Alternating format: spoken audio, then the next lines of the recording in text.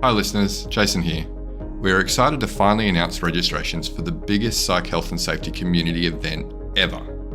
The inaugural The Psych Health and Safety Conference will be held at the Sofitel Wentworth, Sydney, June 19 to 20, 2024 and offer concurrent virtual attendance. It'll feature live podcast recordings with OG researchers including Christina Maslach and Michael Leiter of Burnout fame, Psych Health and Safety USA podcast host I. David Daniels, Australian super experts including the likes of David Burrows, a special 10-year anniversary integrated approaches to workplace mental health panel with authors Tony Lamontagna, Angela Martin and Kat Page, hand-picked case studies from organisations doing it well, and a very special interview with plaintiff Zagi Kozarov by Catherine Dunlop on that High Court case which we previously covered on the podcast. This event will sell out. Get in quick to secure tickets at early bird prices for the 2-day conference, pre-conference masterclasses, and the VIP dinner. The first 200 in-person registrations also get a copy of her latest book, The Burnout Challenge, signed by Christina Maslach herself. Find out more and register at www.psychealthandsafetyconference.com. Now, on to this episode. From Flourish DX, this is the Psych Health and Safety Podcast. With workplace mental health becoming a safety prerogative, this is the source of information on psychological injury prevention and health promotion. Hi, and welcome to the Psych Health and Safety Podcast. My name is Jason Banshee, and I'm one of the hosts of the show. The aim of the podcast is to rapidly increase the knowledge and application of psychological health and safety in workplaces worldwide. To help with this, we have regular guests from around the world who are leading the way in this important area. But before I introduce our guest and topic for today, allow me to introduce my co-host, Joelle Mitchell. How are you today, Joelle? I am feeling pretty pleased that we've had a new hire start in the team today, and we've just had a job offer that we put out and has been accepted as well. So we'll have another person joining the team in another month. So I'm both pleased and relieved. Yeah, that we've been able to get those people on board. Yeah, I know. I think I was surprised when you said relieved. I know what you mean though. Obviously there's a lot coming in and you're responsible for delivering all the work that we bring in. So it's good to see that you got some extra horses for the stable. I wouldn't call them horses, but not to sure. their face. No. Good thing they won't hear this conversation, huh? Never. It is really a great sign of things to come. And I know the person we're going to introduce on very shortly is very jealous of what's happening in Australia, and I guess the tidal wave that is psychological health and safety and how companies are taking it up. Yeah. There's certainly a lot going on if our emails are anything to go by. Yeah. So look, let's bring that person in because he's waiting patiently. Yes. Okay. So this person has a strong history of working in health and safety, including half a decade at the Walt Disney Company. In his current role, his goal is to create organizations and economies where people can thrive. He is the human sustainability leader at Deloitte in the UK. Welcome to the podcast, James Owen Lewis. Thanks, Jason. Thanks, Joelle. James, I'm doing great, thanks. And you are one of these key people that I see on LinkedIn all the time that I've wanted to have on the podcast for the longest time. It was a real pleasure meeting you in the London office. I think it was probably a couple of years ago at Tim Ackroyd. About 12 months. I think you're over egging how long it was. But hey, when you miss a good thing, right, it feels longer, right? It does, mate. It does. And I don't know, COVID's just kind of thrown out my whole sense of timing, right? Like pre-COVID, post-COVID. Everyone, right? And it's also put a few pounds on everyone speaking. Right? It's not been pleasant. That's right. But yeah, look, you're a really great get for the show. What you talk about on LinkedIn is directly related to what we talk about. So I know we're going to have a great conversation today. Looking forward to it. And me. All right, James, what podcasts do you like to listen to? So I think there's two really. I do try a little bit to avoid some business podcasts. There's one guy that I really enjoy, Jordan Peterson, which is sort of Canadian, that talks a lot about psychology and politics and physiology, but also talks about sort of like Dante's Inferno and all that good stuff. So linked to a little like biblicalness, if we can use that word. Does a load of lectures, talks a lot about self-improvement, traditional values, and really goes on a lot about like how people should just be better humans and take control of their lives. Wouldn't that be nice, right? And he just like offers a different sort of interesting take on things. He's not afraid to point out BS and take the status quo. He's like, no, that's not a thing. That is a lie. And then also a bit of who I've said tried to avoid, but Steve Bartlett, but not because of all the business stuff that he has on there. Like his guests are just super broad ranging, right? An eclectic mix. I don't know about you guys if you've seen him, but like some of his stuff is phenomenal. It's just an interesting take on stuff, right? Yeah, the Diary of a CEO podcast, right? Yeah. Now I haven't listened to it myself. I keep seeing it come up. One day I will have a listen. Yeah. You'll listen when you're invited to share your CEO diary, right? Yeah, like Graham Cowan, like he's got the Caring CEO. It wasn't until I was invited to like talk on his podcast that I started listening to it. So if you want me to listen to your podcast, listeners, invite me on to speak. See, we're laughing, but it's true. Well, yeah. James told us before he'd never listened to our podcast until we invited him on, and then he's like, "I better listen to some episodes and know what I'm in for." So, yeah, exactly right. But that invite did take a long time, mate. Just like pull you out. Yeah, I just didn't think a LinkedIn top voice would be that easy to secure. A little bit of jealousy there, right? Big time jealousy. All of our regular listeners will know how avid a fan I am of LinkedIn, so I am big time jealous. I'm not afraid to admit it. James, can you please tell us about your professional career? Yeah, where do you want me to start there?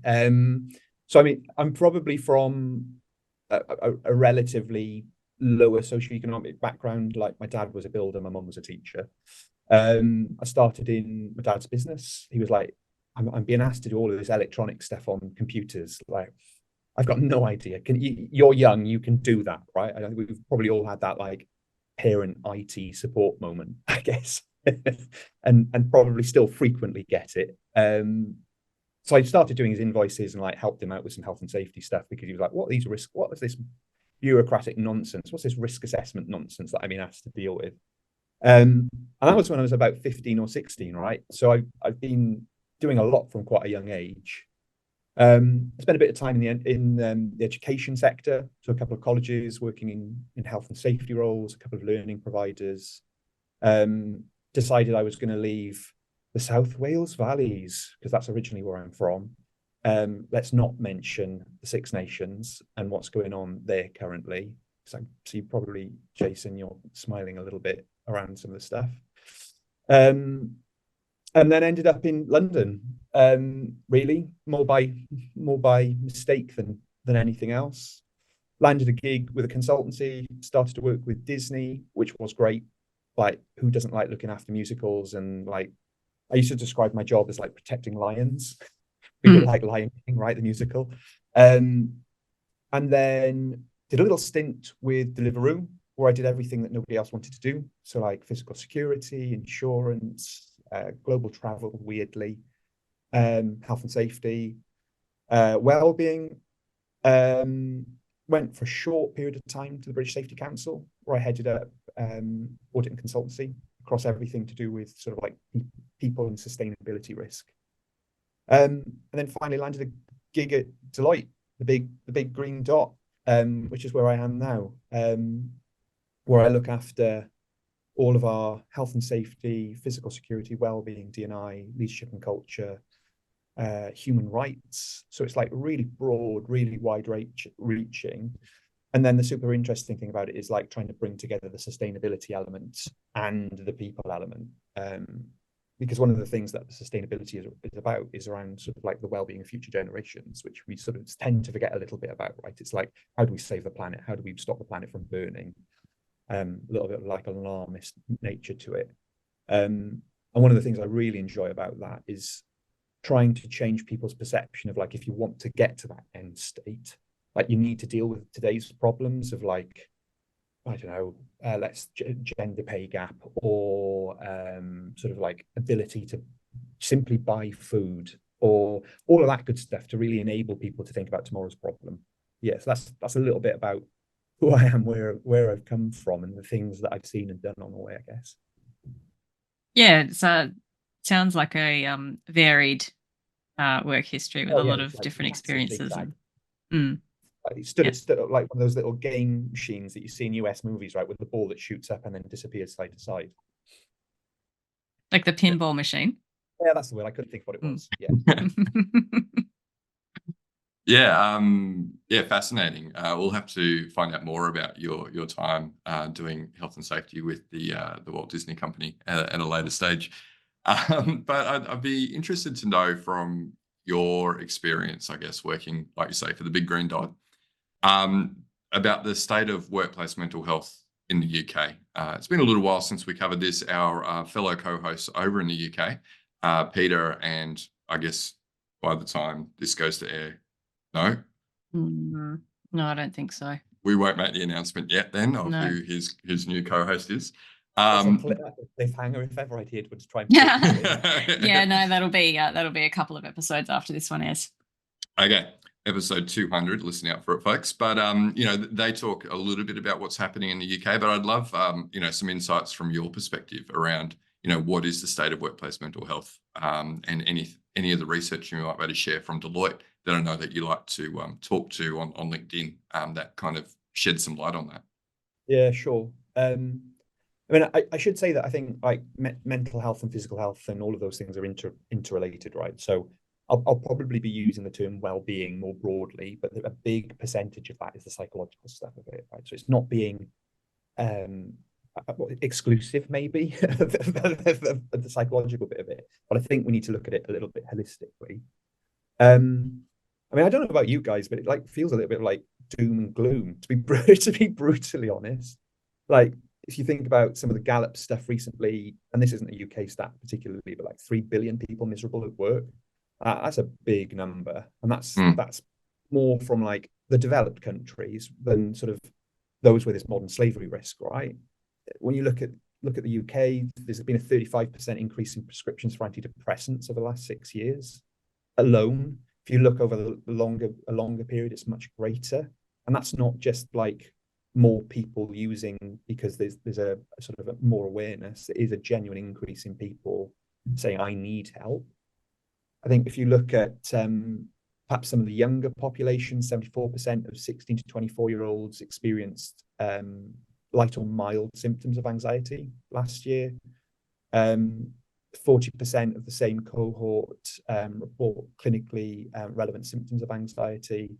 And then sort of 67% of 25 to 34-year-olds like in sort of mild episodes of depression. Like they're 24 stats. So like it's not a great picture, right? There's a huge number of people in the population, working population, 60 odd percent with mild depression it's not really acceptable, right? Yeah. Yeah, and some of it is home related, right? But sometimes it's actually caused or exacerbated by work. Well, I mean, you can't really separate it. Like the two are the same thing. You have one life. You haven't got like work James and like home James. And like, yes, as men, we're great at compartmentalizing stuff and being like the boxes don't touch on the shelf, right? But actually, I don't know about you, like 40% of the stuff at the beginning of my day is home related coming into work. And I don't know, maybe 40 to 60% at the end of the day is work coming into home life. So I don't think you can, it's just not possible and realistic to separate those things. Well, Champion Health banded a stat around from their 2024 report, which was a 12% increase in people experiencing more stress at work since 2022. And when you look at some of the drivers behind that, it's workload, lack of control, lack of support, senior staff members, peers. So it's actually like the root causes, not what I like to call yoga, bikes, bananas, yoga and cake. It's not that you're not doing enough meditation or like you're not eating enough fruit. It's like the stuff in work is a bit shit sometimes. There's a bit of a misconception, I think, that like wellbeing programs are designed to make people better. I mean, arguably, is that the role of an employer, to make people's lives better?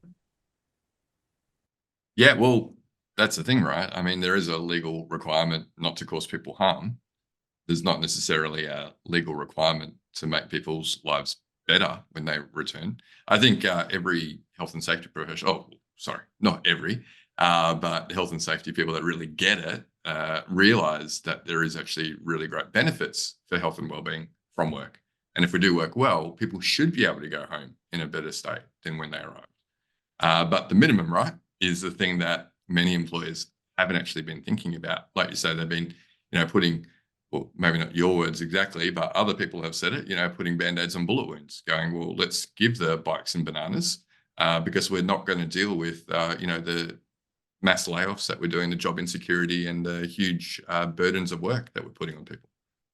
Yeah, agreed. And like, you the employee need to go fix yourselves. Like, there's a ton of resources for you to do it. Not like we're going to just make work not as shit like that. And that's the employer bit, right? Like, it's a shared responsibility. It shouldn't just be pushed onto the individual.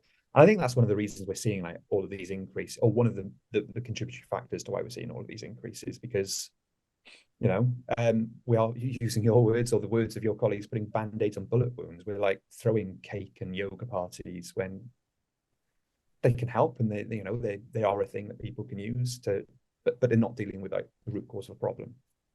Yeah, and it's interesting the factors that you said that contributed to that increasing amount of stress that people are experiencing and reporting. Those things are not new things, right? I mean, the stress management standards kind of like detail those things, and that was published 20 years ago. I mean, it's Pete Kelly's baby, that, isn't it? Right, I think so. Yeah. Pete's name is one of the names on that paper. Yeah. Hey, they're all sensible things. I think one of the problems we've got specifically in the UK is we've got legislation that dates back to 1974 that is very much like based on the Factory Act and a load of physical things like children sleeping under looms and all that good stuff. Like, I don't think in today's day and age in the UK, there's a huge amount of that, given that we've stopped making anything and import everything.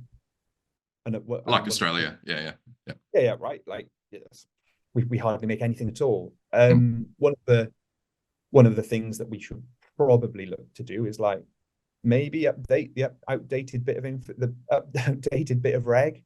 Maybe try and condense some of them so that they're not as far-reaching and as difficult to understand, and also not write it in legalese. Like, just try and write it in some simple English, because it's an overwhelming focus on physical safety. Like, there's nothing that explicitly says, I think I'm right in saying that, in any of the regs, thou shalt look at psychological health. It's very much like physical body, lungs, ears, hearts, fingers. Where's the mind bit, right? Where's the emotion? Yeah, and I mean, it's part of the HSC 10-year strategy, right, to consider mental health at work. And it makes sense if you look at their labour force survey. I can't remember if it was the last labour force survey or the one before.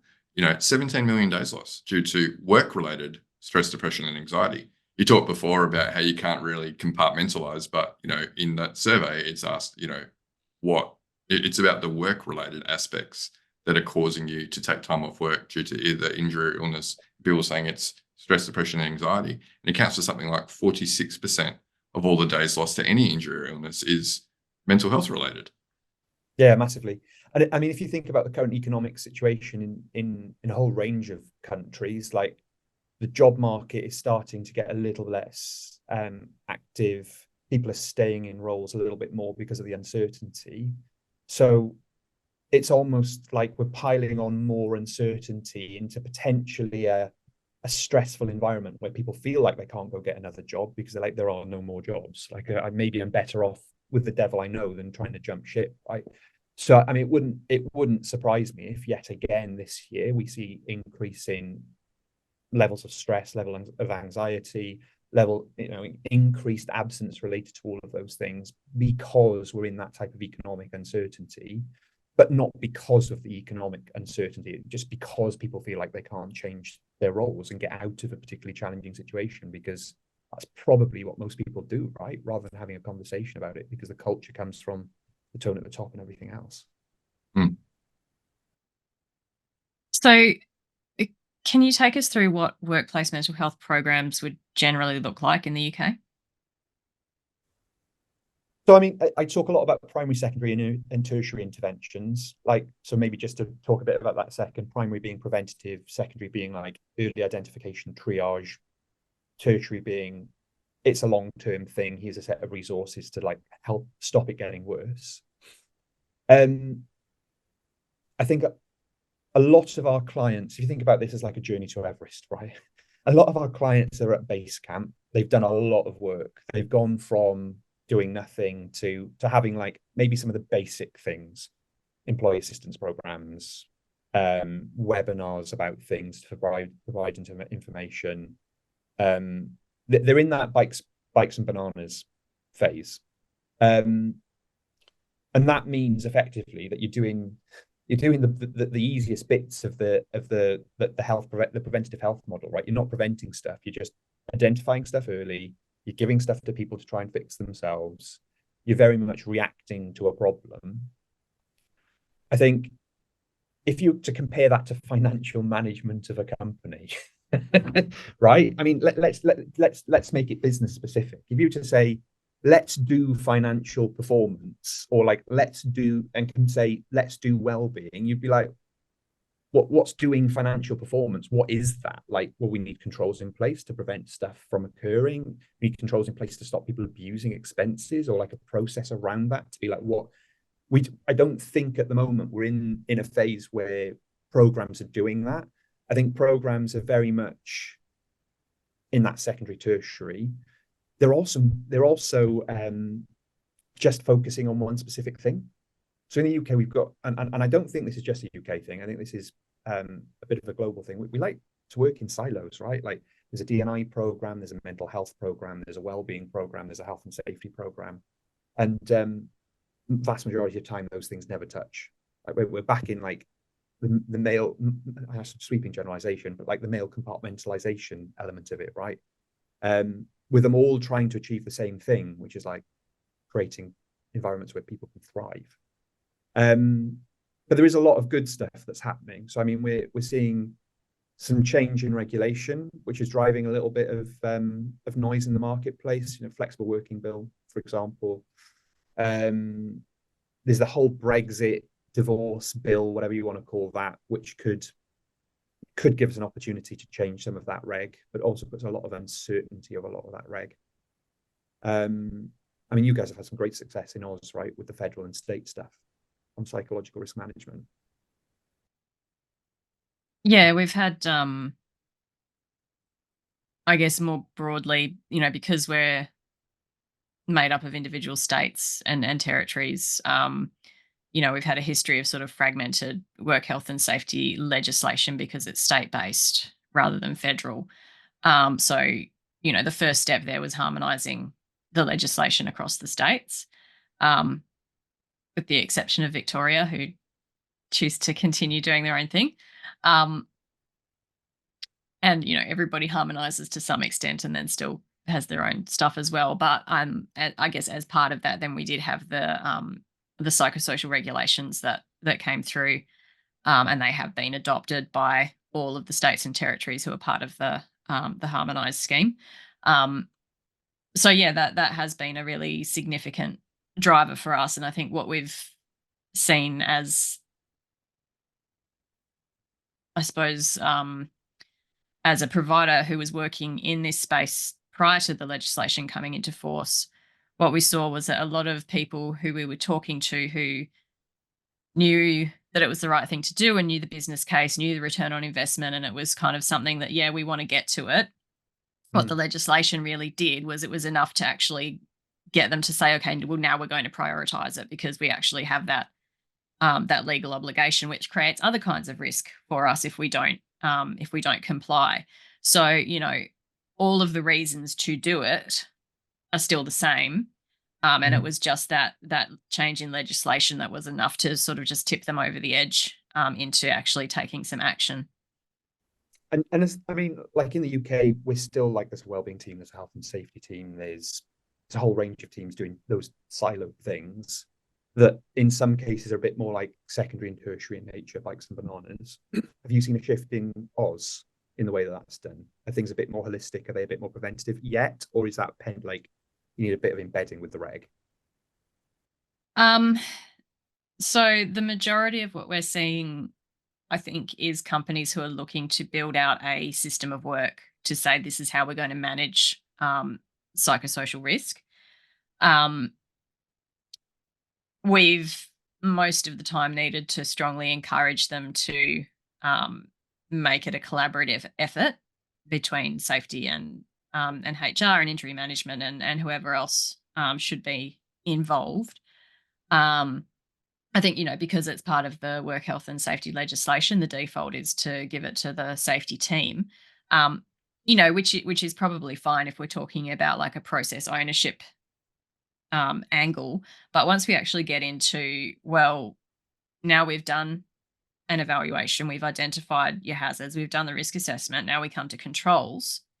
Well, your safety team isn't the right person to be, or the right group to be looking at controls. We find that actually the majority of your controls are probably sitting in your HR team, and we really need to engage them to understand what can we modify in terms of what we already have in place with systems of work. How can we tweak what's already there to make it work better for managing psychosocial hazards? So I think companies generally are sort of understanding, okay, we need to do this risk assessment bit, but then the next challenge is, how do we do actions? Yeah. So it sounds to me like you're a bit more advanced, or a bit further towards like the tip of Everest, like you've left base camp. I think a lot of companies in the UK are very much like wellbeing and mental health is just a HR thing. Like it sits in HR responsible, accountable for it.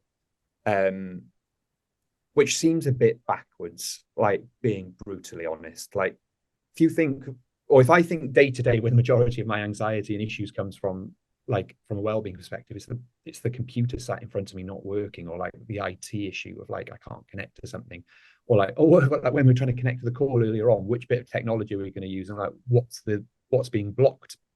Like IT don't have a seat at the table, right? Like if that's the main interface of somebody's work, why wouldn't they be? Because there'll be a whole bunch of controls around stuff there as well, right? Like human device interaction and interface, all that good stuff.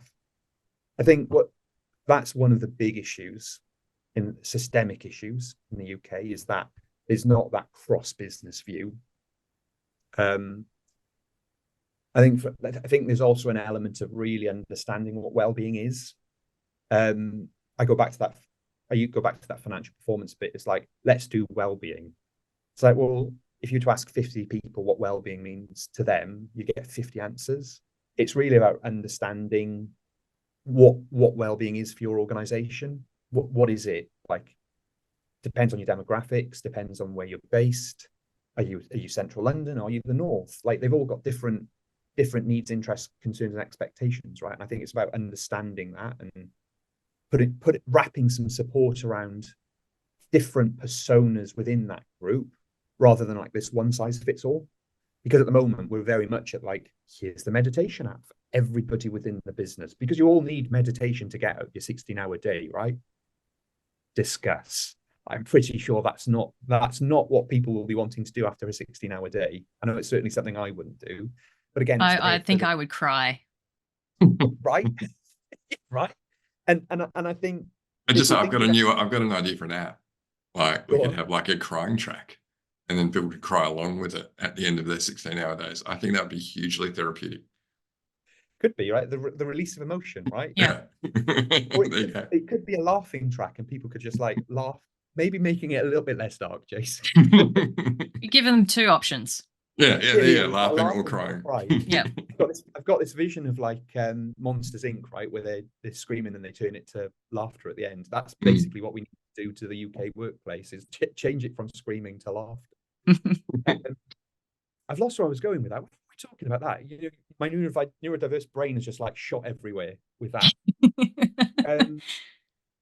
We were talking about holisticness. Oh, it's gone. different needs for different.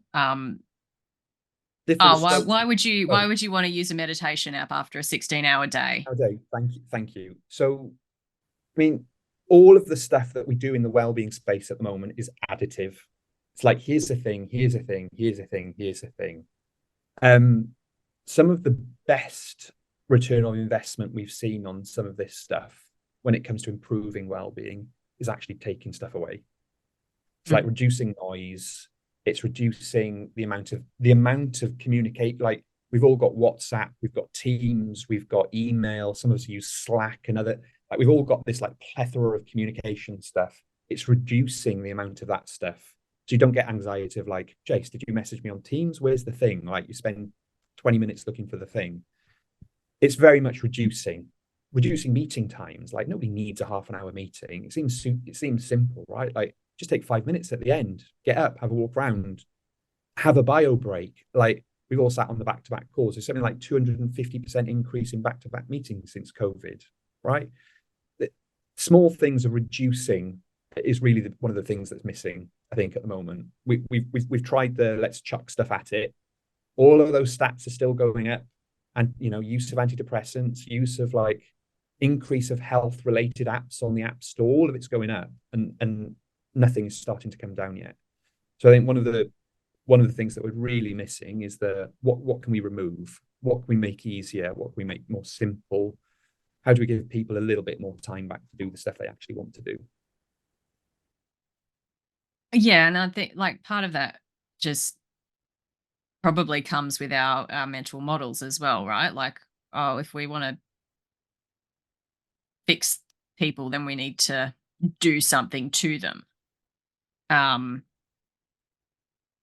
that really is, I guess, attached to that sort of clinical model of disease, or that medical model of disease, where if we reframe it and look at it from a social determinants perspective, then that kind of opens up really a different way of thinking about what we can do, or how we can change an environment that people are in, and that just creates better health outcomes for them without actually requiring them to do anything differently. Yeah, agreed.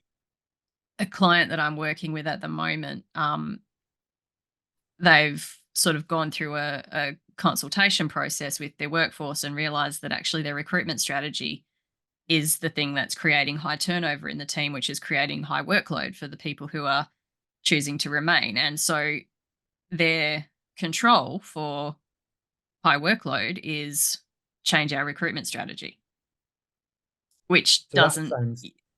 that sounds massively progressive, right? Because if I compare that to like some of our clients, it's very much people they're not eating enough fruit. Yeah, give them a time management training. Yeah, exactly. Let's work out how they can just be a bit more productive with the time that they have, not what's the root cause. I mean, when we talk about those silos, and this is one of the reasons we call it human sustainability, because it's just like, take a step back. Like, what are the things that are causing issues? We've seen a lot of clients throwing out engagement surveys, well-being surveys, to try and like identify what they think are the root causes of negativity. 9 times out of 10, they'll include some questions around how well do you get on with your line manager, or do you feel that you can talk to your line manager about mental health, those types of things, which I think are indicative of culture, which is great. But the thing that, and I'm probably going to contradict myself slightly on like, is the role of an employer to make things better? But one of the things that we have seen successful is really stopping all of that, because I don't know if within your organization, but we get surveyed to death. Like, I think every week it feels like there's an engagement like a project related survey, or like a pulse survey on something. People really do get a bit like, why am I answering some similar questions? It's just taking a bit of a step back, and also having a bit more of a framework around what you're asking and why.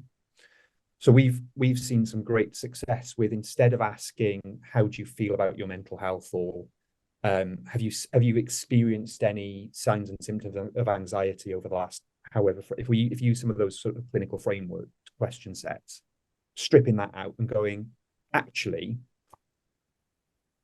over the last six, like related to work, so we've got a 5-pillar model of well-being, work being one of them. Related to work, over the last 6 months, what were the 3 things that you needed to help be better in work, or to address some of the concerns that you're experiencing in work? Or what are you interested in knowing more about in work, and what do you expect from us in relation to work? So we call that the NICE: needs, interests, concerns, and expectations. Asking those types of questions that related to the pillars, work, experiences, lifestyle, so on, financial, really identifies the root causes of stuff. So it's like, if 70% of people are like, I've needed a better laptop, going back to the IT thing, or better connectivity because I'm dropping out of meetings, I can't join stuff. Or if it's, I need a break in between meetings, it allows you to address and identify some of those really key root causes. I mentioned personas earlier on. One of the other things is basically applying like TikTok profiling technique to the workplace and marketing technique, which is like, what's the demographics within a set boundary that you establish to be like, okay, is this a thing that's affecting millennials or Gen Zs? Is this a thing that's affecting, I don't know, people from a poorer socioeconomic background? Is this a thing that is really bugging specific geography? So that you can be like, well, actually, my mindfulness app isn't solving any problem here. Let's stop spending on that and spend on, I don't know, improving the IT or improving the connectivity. One of the things for a persona from one of the sort of needs, interests, concerns, and expectations, we've done that. We've seen 2 businesses do that well, and they've stopped spending 250 grand and reinvested that into some stuff and seen a 12-point increase in the net promoter score, for example. Like, they've seen some of their sickness absence drop very rapidly over a 12-month period. And they've seen sort of a 12-ish% increase in sales, one of the companies. And that's like not just selling more stuff, it's like retaining customers, like dealing with some of the more complicated sales stuff. Which, when you think about it, it's like not actually adding anything. It's being like, let's stop something and adapt and change it, because the definition of insanity is doing the same thing over and over again and expecting a different result, right? I think that's, if there was one message I would share with everybody, I'd make it my life mission to be like, stop asking some of those other questions and ask about people's needs, interests, concerns, and expectations, because you'll get far better, far quicker at improving well-being than asking some of the more traditional measures. Do you need more psych health and safety in your life? Then head over to the Flourish DX Academy for several free on-demand e-learning courses. If you're an internal professional, follow Flourish DX on Eventbrite to register for any of our free fortnightly interactive webinars. Our flagship professional practice program is also exclusively available for internal professionals. The 12-week course blends theory, applied practice, and interaction with other professionals through live lectures and a monthly community of practice session. Find out more about all these learning opportunities or inquire about a bespoke in-house training at the Flourish DX Academy. www.45003.org. Now back to this episode. Yeah, I like that that approach to questioning, and I guess the psychologists listening will ask about reliability and validity of those types of surveys. What would you, how would you respond to that sort of a question? I mean, I would say we've tried your way. We've tried your way for the last 10, 15 years in the workplace, right? Look, the workplace isn't it's not a clinical study, right? You've got a whole range of people doing a whole range of different things. I know there's a lot of validity behind a lot of the question sets that are asked. It's like, are those question sets the right for the workplace? Like, do you really need to understand levels of anxiety in the workplace, or is it better to understand why the anxiety is there? Question mark. I think some of those question sets are very much like, what's the level of anxiety? What's the level of depression? What's the level of stress?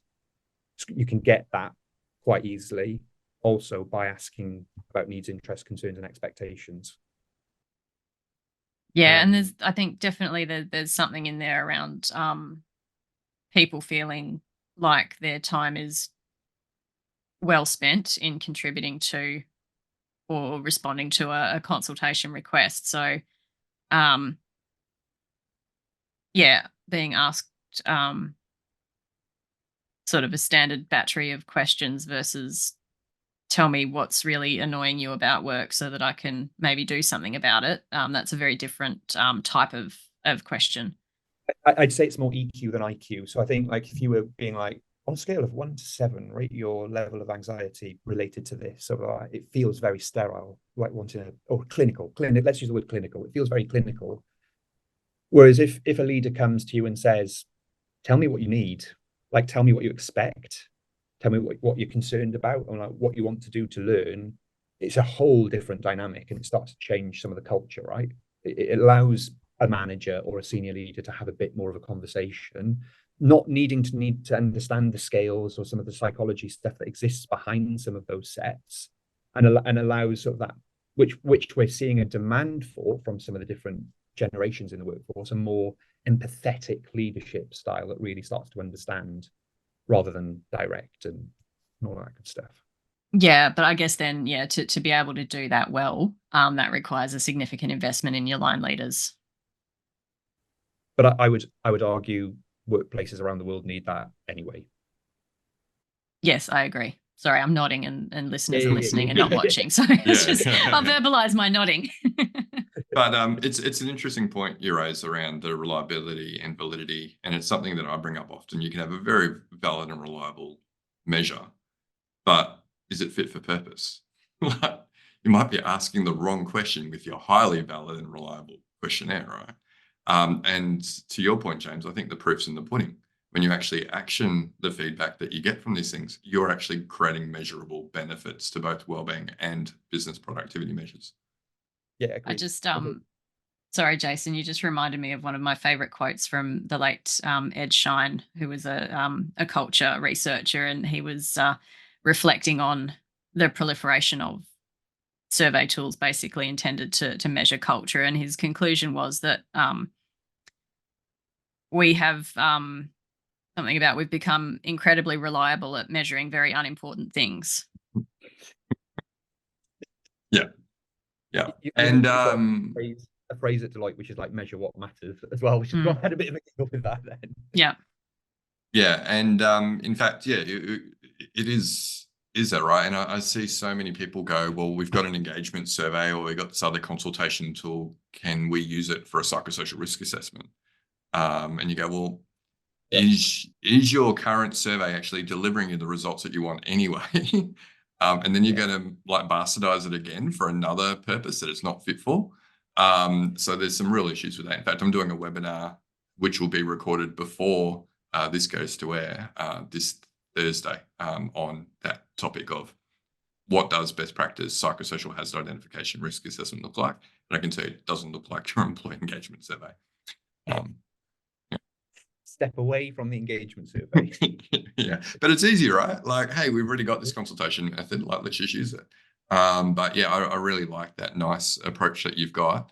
And yeah, the proof's in the pudding. Yeah, like if you get feedback, you action it, you measure the improvements. Brilliant. I don't care if it's valid or reliable if we're getting the improvements that we want. Afterwards. Yeah. These things need to be validated. I agree, but it's like to your point is some of those scales of anxiety and depression are developed for clinical basis, right? Clinical purpose in a clinical setting, not in an occupational setting. And we do tend to overcomplicate things too, right? I mean, do we need 12 questions or could we just find out in one? I think about like the NPS measure you mentioned before, right? That's one question. And businesses and leaders put so much emphasis on how important that number is. Do we need 12 questions? You know why that's such an interesting number? And Lord Richard Laird is the guy that created the UK national wellbeing measures. I can't remember when. I listened to him at the World Happiness Summit last year, and he works with, I I don't know if he's now doctor or professor, Jan Emmanuel Deneve at Oxford Research Wellbeing Centre. They work together quite closely. He talks very much that there is a single question that is far more reliable in sort of determining outcomes, health outcomes, than anything else. And it's how satisfied are you with your life these days? That net promoter score is very similar in nature, right? It's like how satisfied are you with your work life these days, and would you recommend? Because the former question will predict outcomes after surgery, a whole host of things, including whether or not a sitting government will be voted back in into the next term. It's far more reliable than any of the 12, and I've seen like 250 questions asked in the wellbeing survey, right? Like it's far more.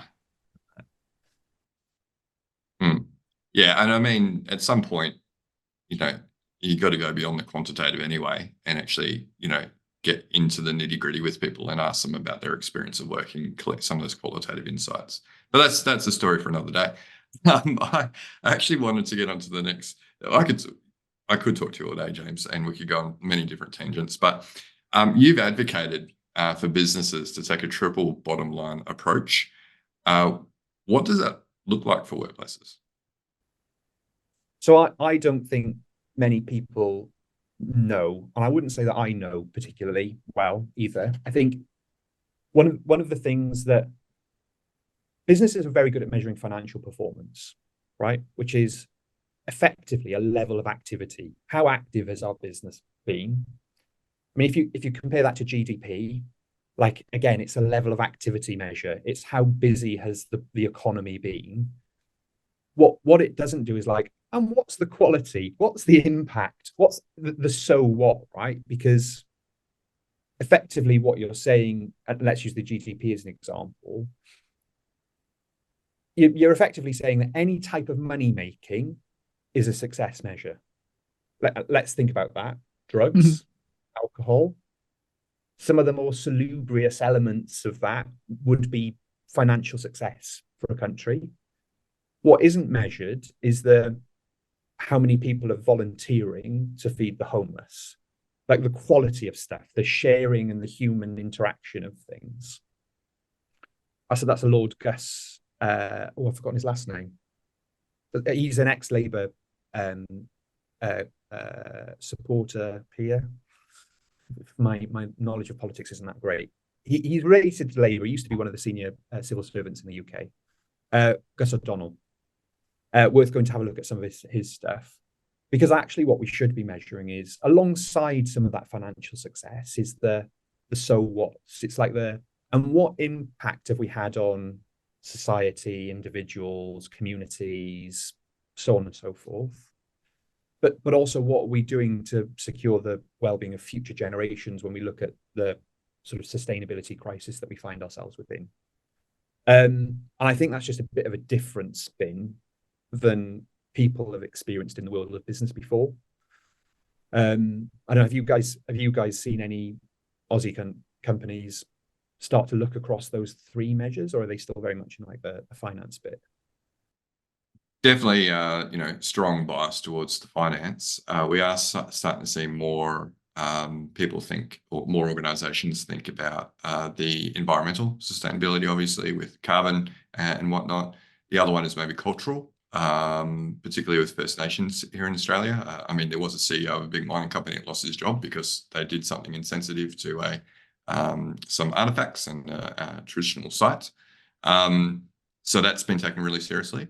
The people bit seems to be missing a bit though. Like, what harm are we doing to our people? Yeah, massively. And if you like, it's just weird that we put like financial success first, planet success second, people success very rarely, sometimes. I mean, that's a massive generalization. So like, well, guys and ladies that are doing the opposite way around.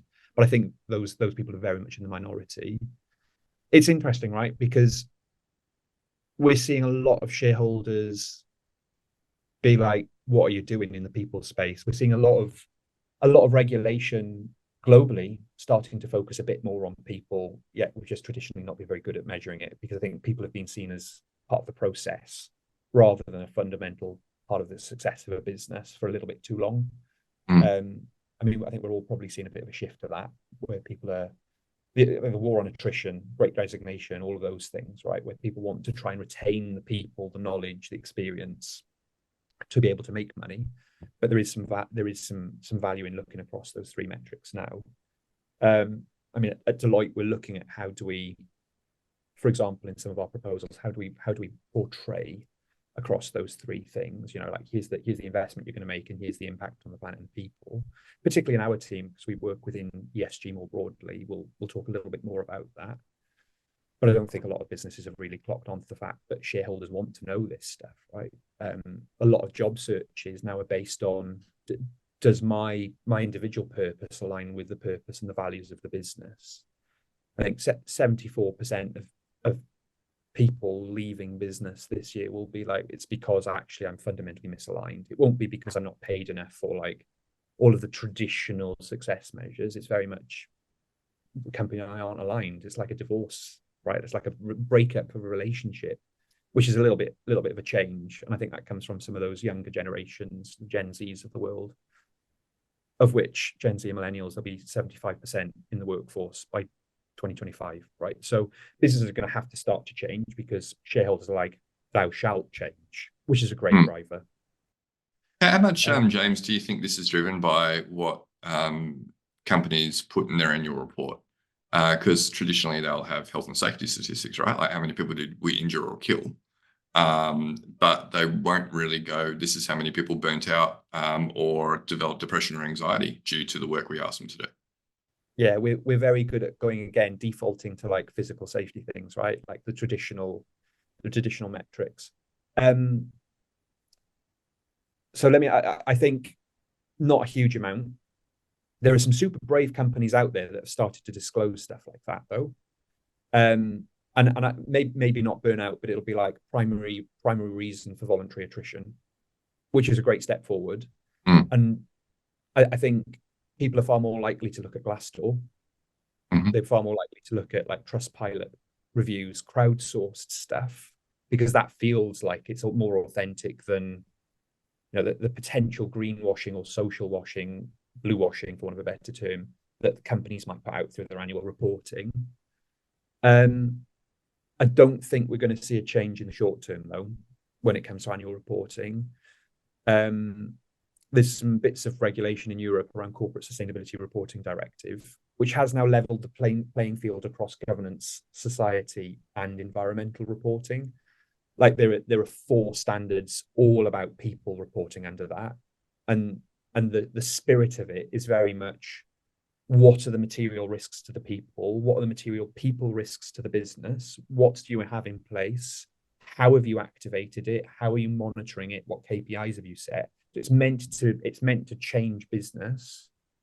I think the reality of it is, at the moment, is like it's being read very black and white, rather than the spirit which it's meant, which is like, let's just disclose the percentage of people with disabilities within our workplace. Let's disclose the percentage of people covered by a health and safety management system, rather than that broader, what are the material risks to the people, which would really start to drive some change. We might, over the next 5 years, see a change to that through reporting, which would be interesting. But like we've spoken about it, until there's definitive regulation that says you need to do something, we know the carrot's not really working, right? We need a bit of a stick, I think. Yeah. And, you know, people would still advocate, oh, the carrot's enough. I'm like, well, in my experience in Australia, I did not see the movement that we have until the stick came out. So yeah, agreed. So what does accountability look like then for business leaders in particular? It's a great question, right? Some of our research might have a bit of a dropping effect on if you've got any C-suite listening. 72% of employees think that the well-being of the workforce should be linked to C-suite bonuses. Big number. 78% of employees think that leaders should stand down if they create a poor culture or if they don't prioritize well-being. Like they're big numbers. We're talking about like mass majority of people, right? And I think what gets measured gets done, very much. So unless there's some form of metrics in there for leaders what's the motivation for perhaps some more of the traditional leadership styles of perhaps different generations. I mean, there is also a little element of, we've got some great leaders that burn themselves out, so don't role model, and that then creates a bit of a culture in itself. So taking accountability to be like, actually, no, I need to take a step away. I mean, think about, ex Prime Minister of New Zealand, right, standing down because she felt that she needs to prioritize herself. I don't think any of us have seen any other leader that's taken like a bigger step of personal accountability to be like, this job is really impacting me. I can't change it, so I'm going to take what I can control and change it for myself. I think there's also a little bit around, we touched on it earlier, being a more empathetic leader and taking accountability for that, and actually say, like you said, we did. I think there's a big swathe of folks stuck middle that maybe haven't had any experience in managing people, that have never been told this is the sort of thing. They're dealing with how they've been managed previously. So you've got a whole load of like bad habits. Thinking about like learning how to play piano or anything, like learning something. If you learn from somebody else, you're also learning their bad habits, and then they develop over time, and you end up with like the perfect bits up here and all the bad habits down here in a group of people. I think until people take accountability for that, and it's very much a self-reflective, self-development thing, I'm not sure a lot's going to change from a leadership perspective. Yeah, definitely. I think what's coming through there is I guess a sense of relationship with the people that you work with as a leader, and actually having some level of concern, probably isn't the right word, but a sense of Probably connection. agency. Connection and agency. Like care about people. Be a human. Just be a human. Like talk to people, engage with people. And if that's not your thing, to be like, actually, I'm quite an introverted person. It's that sense of vulnerability, sharing vulnerably, right? If we think about some of the things in the workplace or in organizations that have accelerated change, it's senior leaders standing up and being like, I've burnt myself out. This is how I've dealt with it. Or I've gone through a really traumatic personal situation, whether that be a mental ill health issue, whether that be a personal relationship issue. This is how I dealt with it.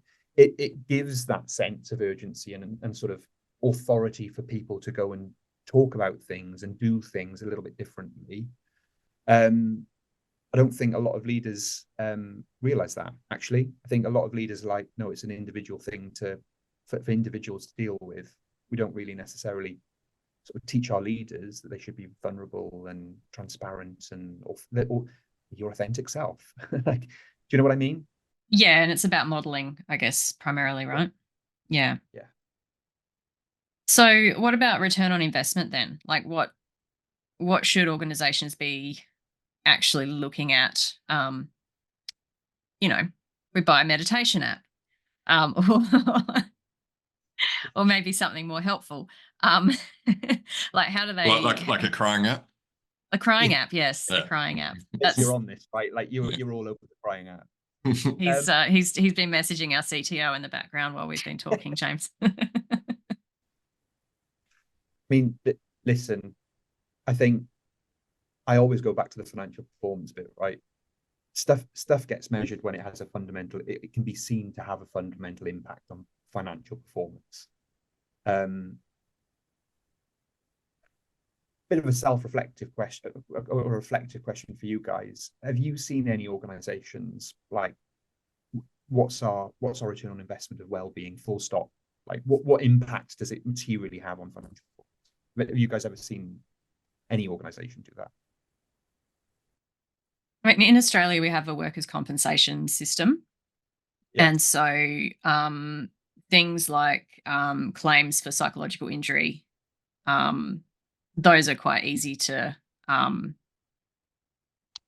put a figure against, in terms of like both time away from work, I guess duration, like the length of your return to work process, and whether people are able to return in the capacity that they were before, as well as just the costs associated with treatment and that sort of thing. Yeah. And those all also need to be assessed by the insurer and actually have those claims accepted, as that they can see that there are valid work reasons behind that.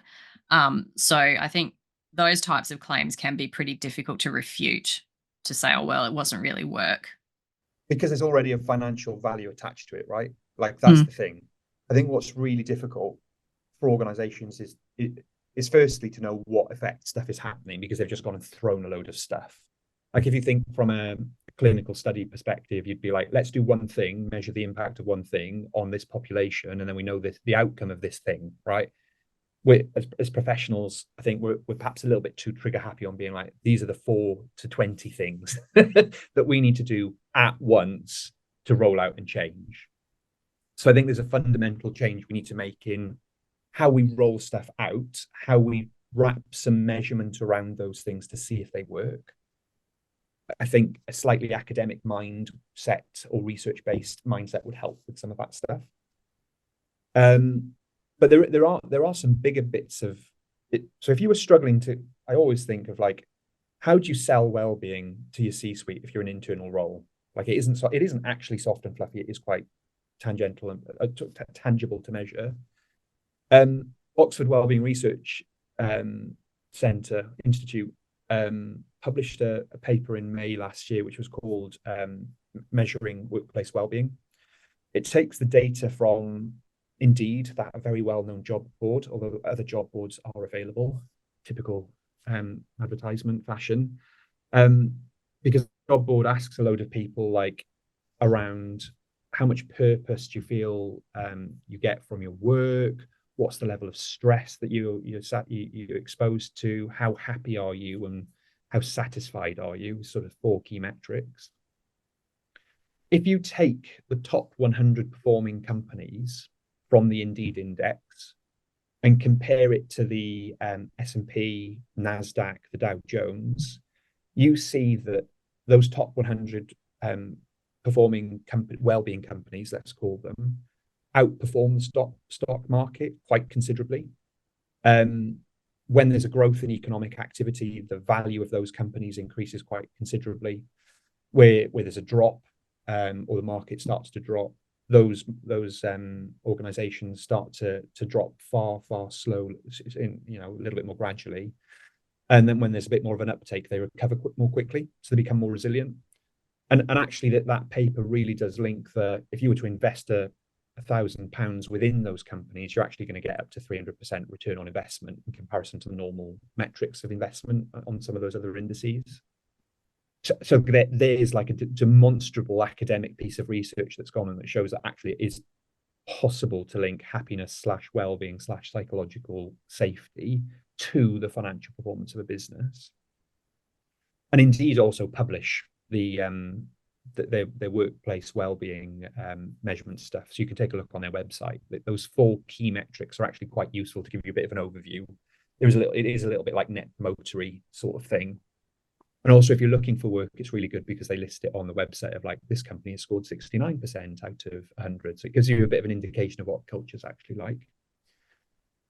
And then I think you just need to take a look a little bit more broadly and apply a bit more of a data analytical lens. Like the language of business is data and finance, unfortunately, or fortunately, whichever way you look at it.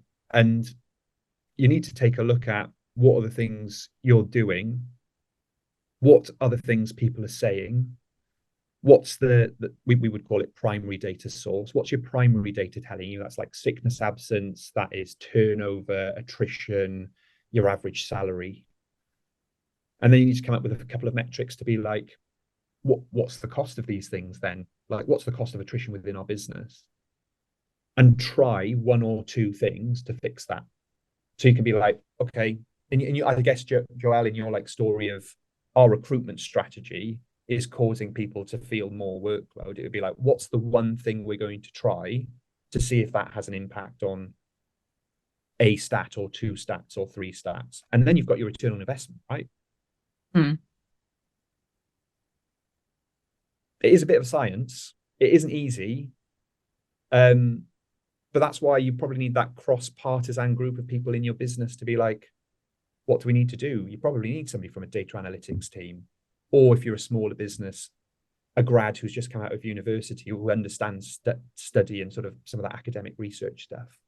But you also don't need to pay a lot of money for that stuff. Yeah. And I guess like what you're talking about there, sort of, it sounds very similar to that idea of like micro experiments that's sort of coming through in the safety science literature now as well. It's similar kind of a philosophy behind that, right? Yeah, you have to. I can't remember who said this, but you have to learn to fail fast. And the company has to be brave enough to enable some failure, because without failure, you don't get innovation and you don't change things. And those micro experiments are a little bit lower cost than like a full-blown well-being rollout, right? So if you can fail with a small budget that doesn't have a material impact, but if the small budget has a material impact on one of those metrics that you're trying to improve, you could be like, well, there's your 600% return on investment, right? Mm. Yeah, but fail at one thing at a time rather than 20 things, and you have no idea which one failed.